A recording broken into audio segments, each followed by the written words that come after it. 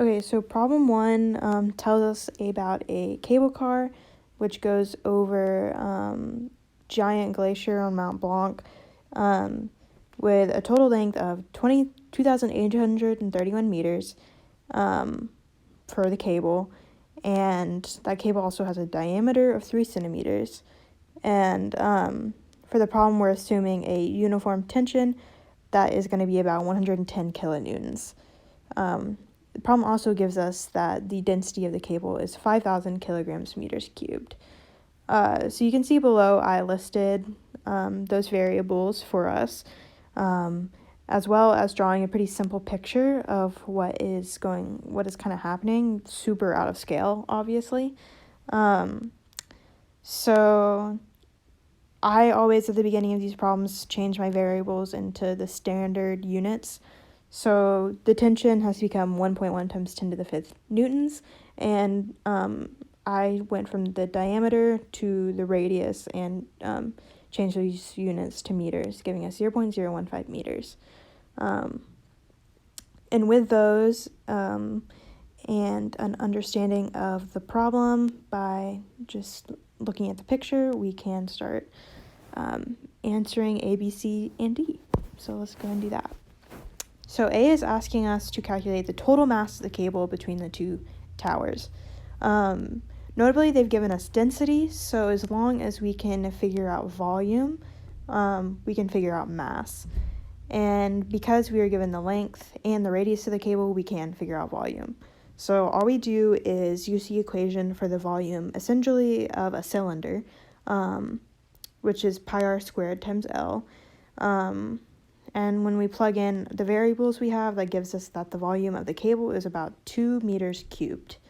So now, using the fact that we know that density is mass over volume, we rearrange that, giving us mass times volume equals, or rather density times volume equals mass.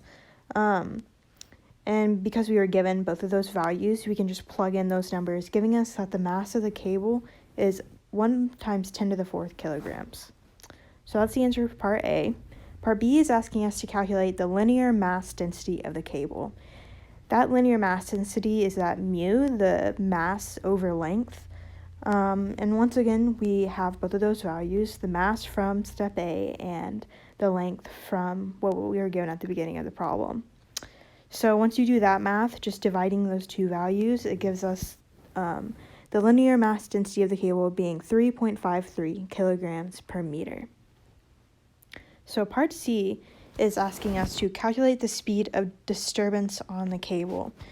So we were given this equation in the unit. It's going to be that velocity equals, or rather speed, equals the square root of the tension in the string or cable over mu, or the linear mass density. So once again, we were given the information to solve this, just using the values that we've solved for, and we were given, we get that that velocity is 176.5 meters per second. So that velocity is essentially the speed at which a wave is going to travel on that cable. So it's not like the string is being pulled that fast or anything. It's the speed of that wave. So finally, part D is asking us, how long does it take for a pulse to traverse the span? So notably, we solved for the velocity of the wave in the previous step, and we were given the distance that wave would have to travel at the beginning, that 2,831 meters. So all we have to do here is, using the fact that we know velocity is distance over time, we can rearrange and get that the time is going to be the length of the cable divided by the velocity of the wave. So once we do that math, we get that the time for the pulse to traverse the whole cable is about 16 seconds. So that's part D. This equation isn't too tricky, or not this equation, but this problem didn't have too many tricky places. It was a lot of just using the equations that we've been given.